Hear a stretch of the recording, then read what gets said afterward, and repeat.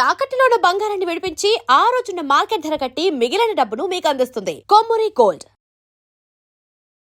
నమస్తే, welcome to V media. This is Swamy Kolla.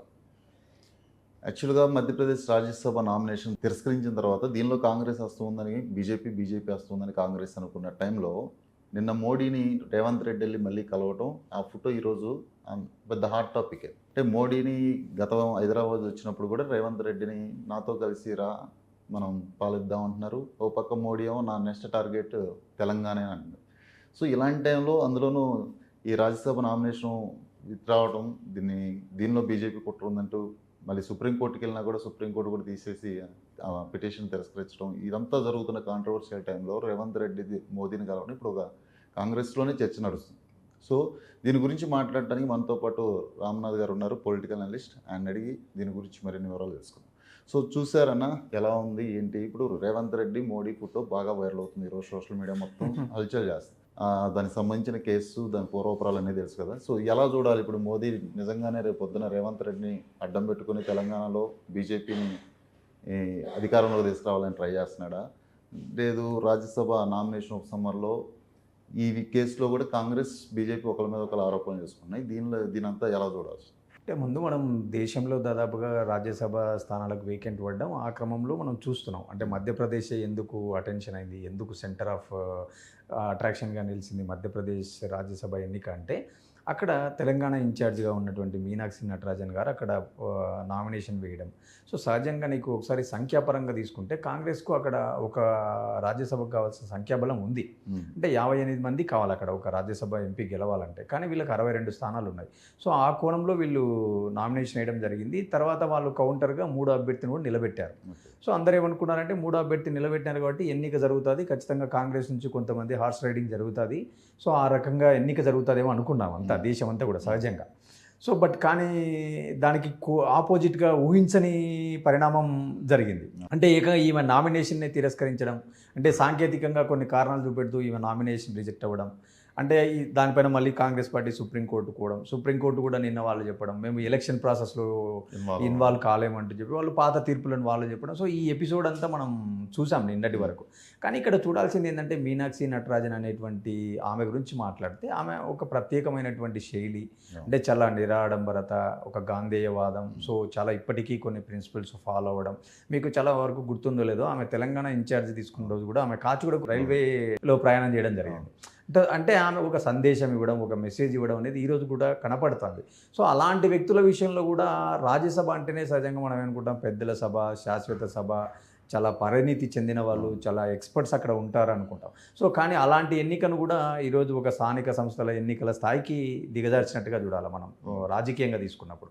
సరే, దీని వెనుక కాంగ్రెస్ వాళ్ళు ఉన్నారా లేదా బీజేపీ వాళ్ళు ఉన్నారా, ఎవరున్నారా ఏంటి అనే వార్తలు ఒకసారి చూసుకుంటే, ఇప్పుడు కాంగ్రెస్ వాళ్ళు ఏమంటున్నారు అంటే ఇది బీజేపీ రాజ్యసభ ఎన్నికను కూడా ఇంత దిగజార్చి నైతిక విలువలను వాడుకుంటూ ఈరోజు వాళ్ళు నిన్నటి వరకు ఓట్ చోరీ చూసినాము, ఈరోజు మనం సీట్ చోరీ కూడా జరుగుతుంది అని చెప్పి వాళ్ళు మాట్లాడుతున్నారు. బట్ వేరేస్ బీజేపీ ఏమంటుంది, మాకు ఉప్పందించిందే కాంగ్రెస్ వాళ్ళు, మీ తెలంగాణ వాళ్ళు అని చెప్పి మాట్లాడుతున్నారు. నేనేమంటానంటే ఇక్కడ బీజేపీ అయినా కాంగ్రెస్ అయినా ఒకటి అర్థం చేసుకోవాల్సింది ఏంటంటే, ఒక సీటు పోవడం వల్ల కానీ ఒక సీటు రావడం వల్ల కానీ వాళ్ళకి ఏదో పెద్ద స్థాయిలో ఒక లాభం ఉంటుంది రాజకీయంగా, పొలిటికల్గా అనేది మనకు తెలుసు, మనకు తెలియదు కాదు. అంటే ఇప్పుడు రాజ్యసభలో వాళ్ళకు ఒక సీటు వస్తానే ఉన్న పెద్దగా ఉపయోగం కూడా ఏముండదు. కానీ రాజకీయాలను మరి ఇంత స్థాయికి దిగజార్చి ఒకరి మీద ఒకరు విమర్శలు చేసుకుంటా చూడడం అనేది మహిళా బిల్లు పెట్టాలి, ఒక లేడీ సౌమ్యరాడు గాంధీయవాది. నేను అదే అంటున్నా. అంటే ఇప్పుడు రాజ్యసభ ఎన్నికలను కూడా లోకల్ బాడీ ఎలక్షన్ల స్థాయికి దించినారు, చాలా రాష్ట్రాల్లో గతంలో జరిగినాయి, చూసినాం మనం కూడా. ఈరోజు ఇంకా దేశంలో మాట్లాడుకుంటే ఏ రాష్ట్రంలో కూడా రాజ్యసభ అనేటువంటిది ఎవరైతే డబ్బు పెట్టగలరు, ఎవరైతే పెట్టుబడిదారులు ఉన్నారో వాళ్ళకే అన్ని పార్టీలు ఇచ్చుకుంటూ పోతున్నాయి. ఈరోజు కాంగ్రెస్, బీజేపీ, తెలుగుదేశం, వైసీపీ అని కాదు, కానీ మనం హిస్టరీలోకి వెళ్తే చాలా పార్టీలు అట్లే ఉంది. ఏపీ నుంచి కూడా అదే జరిగింది. సో కాబట్టి నేనేమంటే ఇలాంటి వ్యక్తులు నిలబడినప్పుడన్నా కొంత ఇనానిమస్గా పోవాలా, లేదంటే అక్కడ వాళ్ళకు సంఖ్యాబలం కూడా ఉంది, కానీ దానికి అతీతంగా జరిగింది. మళ్ళీ దీనిపైన సుప్రీంకోర్టు పోవడం, అక్కడ మీరు కోర్టు ప్రొసీడింగ్స్ కూడా చదివితే వాదనలు కూడా చాలా గట్టిగా జరిగాయి. అంటే వీళ్ళు ఏం చేశారంటే రెడ్ పిటిషన్ వేసినారు. ఇప్పుడు సుప్రీంకోర్టు ఏమంటుందంటే మీకు రెడ్ పిటిషన్ వేసే హక్కు లేదు, మీరు ఎలక్షన్ పిటిషన్ వేసుకోండి. ఇప్పుడు రెడ్ పిటిషన్ అనేది ఓన్లీ ఫండమెంటల్ రైట్స్ దెబ్బతిన్నప్పుడు మాత్రమే రెడ్ రిట్ పిటిషన్ వేసుకోగలరు. ఈరోజు ఎలక్షన్ ప్రాసెస్ పైన మీరు ఎలా రిట్ పిటిషన్ వేస్తారు, మీరు మళ్ళీ తిరిగి ఎలక్షన్ పిటిషన్ వేసుకోండి అన్నారు. సో ఇక్కడ వాళ్ళేమో ఎలక్షన్ కమిషన్ డిక్లేర్ చేసి ముగ్గురికి పత్రాలు కూడా ఇచ్చేసినారు, ఆ ప్రాసెస్ అయిపోయింది. సో దాని గురించి మనకు తెలిసిందే. ఇప్పుడు దేశంలో ఎన్నికలు అయిపోయిన తర్వాత చాలామంది కోర్టుకు పోతారు, మళ్ళీ ఎన్నికలు వచ్చేంత వరకు అవి తెగేది లేదు, ముడిపడేది లేదు. ఇప్పుడు ఈ కేసులో వెళ్ళినా కూడా ఇంకా పెద్ద ప్రయోజనం ఉండదు. సో ఇదే అభిప్రాయమే ప్రతి ఒక్క కేసులో ఉంటుంది తప్ప పెద్ద చేంజెస్ ఉంటాయి అటు వ్యవస్థల పరంగా కానీ రాజకీయంగా అనేది మనం ఎక్స్పెక్ట్ చేయలేము. వేరే పొలిటికల్గా ఈరోజు ఏంటంటే రేవంత్ రెడ్డిని ప్రధాని వెళ్ళి కలవడము, అంటే ప్రధాని కూడా షెబాస్ మేము అనుకున్నట్టే జరిగింది, సహకరించాం అన్నట్టుగా మీమ్స్ వస్తున్నాయి. నేను పొలిటికల్గా ఏమంటానంటే ఇప్పుడు రేవంత్ రెడ్డి గారి శైలి చూస్తే మీకు ఒక విషయం అర్థమవుతుంది. చాలా సభలలో ఆయన ఒకటే విషయం చెప్పినాడు, రాజకీయంగా నేను కొట్లాడతాను కానీ కేంద్ర ప్రభుత్వంతో కలిసి పనిచేస్తాను, ఖచ్చితంగా కేంద్రంతో సయోధ్య ఉండాల్సిందే, ప్రభుత్వ పరంగా మేము గౌరవిస్తామని చెప్పి ఆయన చాలా సభలలో మాట్లాడడం జరిగింది. ఇంకోటి ఆయన పొలిటికల్గా ఏం చెప్తున్నాడు, 2034 వరకు తెలంగాణలో మేమే ఉంటాము, కాంగ్రెస్ అధికారంలో ఉంటుందని చెప్పి ఆయన ఒక ఎగ్జాంపుల్ చెప్తున్నాడు. అంటే 94లో చంద్రబాబు నాయుడు ఎంటర్ అయిన తర్వాత 2004 వరకు బాబు ఉన్నాడు, 2004 నుంచి 2014 వరకు కాంగ్రెస్ ఉంది, 2014 నుంచి 2023-24 వరకు బీఆర్ఎస్ ఉంది. సో ఖచ్చితంగా 2024 నుంచి 2034 వరకు మాకే ప్రజలు అవకాశం ఇస్తారు అన్నట్టుగా ఆయన యొక్క ఆలోచనలు, ఆయన ప్రసంగాలలో మనం నిత్యం చూస్తున్నాం. సో అలాంటి వ్యక్తి బీజేపీలో పోతాడని కానీ బీజేపీ అతన్ని బలంగా విశ్వసిస్తుందని అయితే నేను అనుకోవడంలా.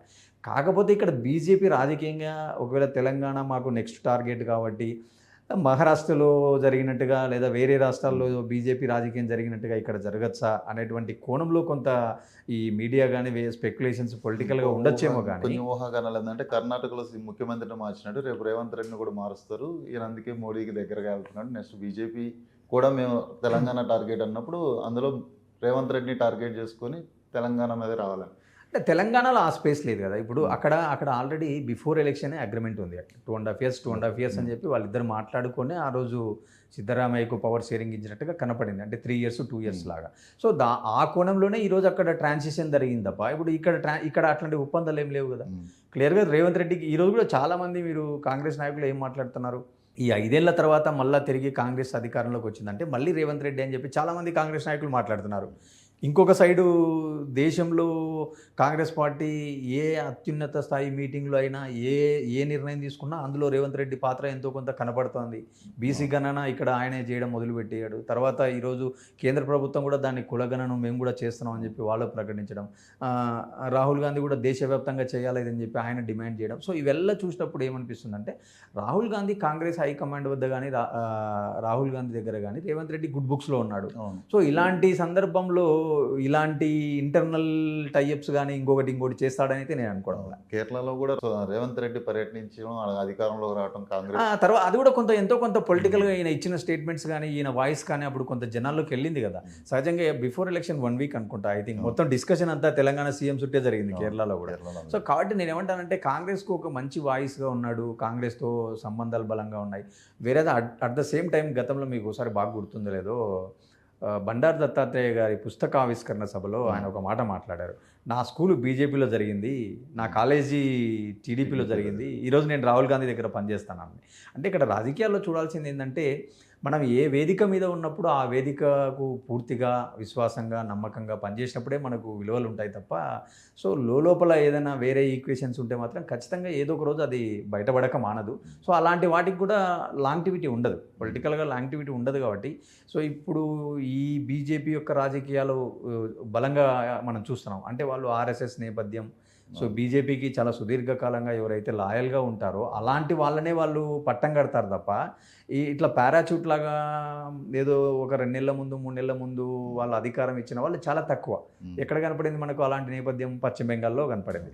అది కూడా ఏంది 5 ఏళ్ళు పని చేసిన తర్వాతే అతనికి ఈరోజు సీఎం పీఠం వచ్చింది, సువేందు అధికారి. అంటే ఇవన్నీ దృష్టిలో పెట్టుకొని ఆలోచించినప్పుడు ఏంటంటే పొలిటికల్గా కొంత రేవంత్ రెడ్డి యొక్క వ్యతిరేక వర్గం కావచ్చు, లేదా బీఆర్ఎస్ కూడా ఏంటంటే బీజేపీ కాంగ్రెస్ లోపల ఒకటే అని చెప్పేటువంటి రాజకీయంలో ఆడుతున్న డ్రామాగా చూడాలి తప్ప ఇప్పుడు రేవంత్ రెడ్డికి బీజేపీ పెరగడమే కావాలి. ఆనెస్ట్గా మనం పొలిటికల్గా కాసేపు మాట్లాడితే ఇప్పుడు రేవంత్ రెడ్డికి బీజేపీ పెరగడమే కావాలి.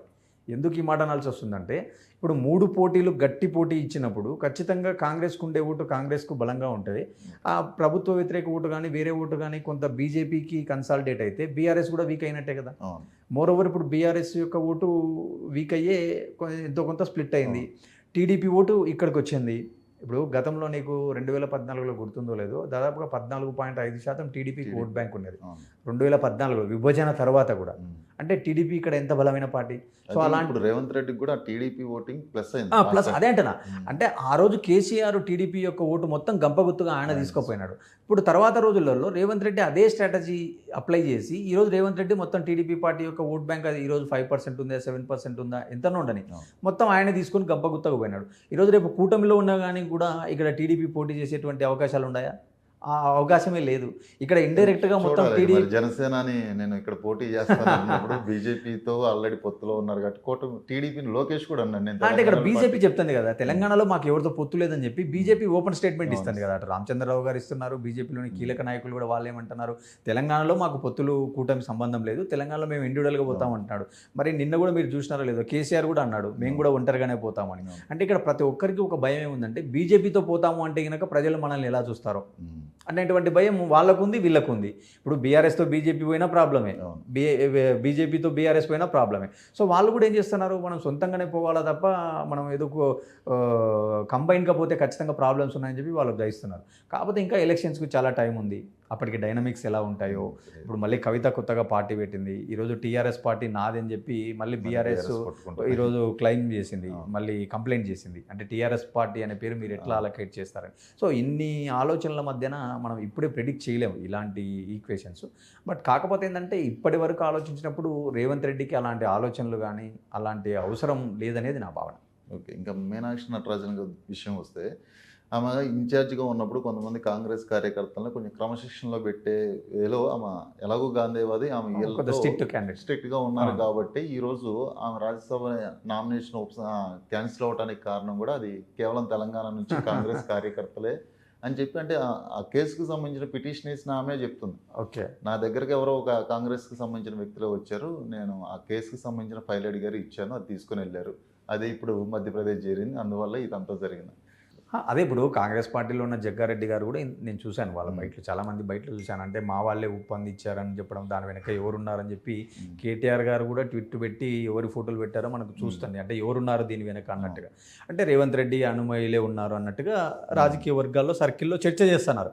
అదే నేను అంటున్నాను. ఇప్పుడు ఆయన కాంగ్రెస్ పార్టీతో అనుకూలంగా ఉండి కాంగ్రెస్ పార్టీలో రాహుల్ గాంధీ దగ్గర గుడ్ బుక్స్లో ఉన్నటువంటి వ్యక్తి ఇలాంటి మిస్టేక్స్ చేసినారు అని తెలిసినా కానీ లేదా ఇలాంటి ఆలోచనలు ఎందుకు చేస్తాడు అంటాను నేను. అంటే రాజకీయంగా కాంగ్రెస్లోనే ఇంకొక వర్గం ఈయనను డ్యామేజ్ చేయడానికి చేస్తుండొచ్చు. ఇప్పుడు కాంగ్రెస్ పార్టీలో డెమోక్రసీ ఎక్కువ, ఇప్పుడు కాంగ్రెస్ పార్టీలో కోవట్లు ఉన్నారు అంటారు. ఎవరో ఆ కోవట్లు ఎవరు చెప్పారు, ఎవరో చెప్పరు, కానీ ఎప్పటికీ ఎప్పుడూ ఉంటారు. ఎప్పుడు ఉంటారు కానీ ఎవరికి చెప్పరు. సో ఇది కూడా అదే కోణంలో చూడాలి తప్ప మీనాక్షి నటరాజన్ గారి పట్ల ప్రత్యేకంగా ఏదో రేవంత్ రెడ్డి ఫోకస్ చేసింటాడని కానీ ఆమె యొక్క అభ్యర్థిత్వాన్ని పట్ల ఏదో ఈయన సీరియస్గా తీసుకొని ఈయన హస్తం ఉందని కానీ, సో ఇలాంటి వల్ల ఏంటంటే పొలిటికల్గా వచ్చే ఒక బేస్లెస్ ఆరోపణలు తప్ప దీంట్లో వాస్తవం ఉంది అయితే నేను అనుకోవడం లేదు. మోర్ ఓవర్ ఆయన క్లియర్గా చెప్పడం జరిగింది, ఇప్పుడు మీరు క్రిమినాలిటీ ఉన్న కేసులను మాత్రమే రిపోర్ట్ చేయాలా, మిగతా కేసులు చేయొద్దని చెప్పి అభిషేక్ సింగ్ చెప్తున్నారు. వాళ్ళ ఆపోజిషన్ లాయర్ ఏం చెప్తున్నాడు, ఎలాంటి కేసులు ఉన్నా కూడా ఖచ్చితంగా మనం డిస్క్లోజ్ చేయాల్సిందే అని చెప్పి ఆపోజిషన్ లాయర్ చెప్తున్నాడు. ఇంకొక రకంగా చూసినప్పుడు అది కేసే కాదు కేవలం నోటీసే ఇచ్చినారని చెప్పి వీళ్ళు వాదిస్తున్నారు. బట్ అంతిమంగా సుప్రీంకోర్టు ఏం చెప్పింది, మేము ఎలక్షన్ ప్రాసెస్లో ఇంటర్వ్యూన్ కాలేము అని చెప్పింది ఇప్పుడున్న చట్టాల ప్రకారం. సో ఇదంతా ఏంటంటే డ్యామేజ్ జరిగింది.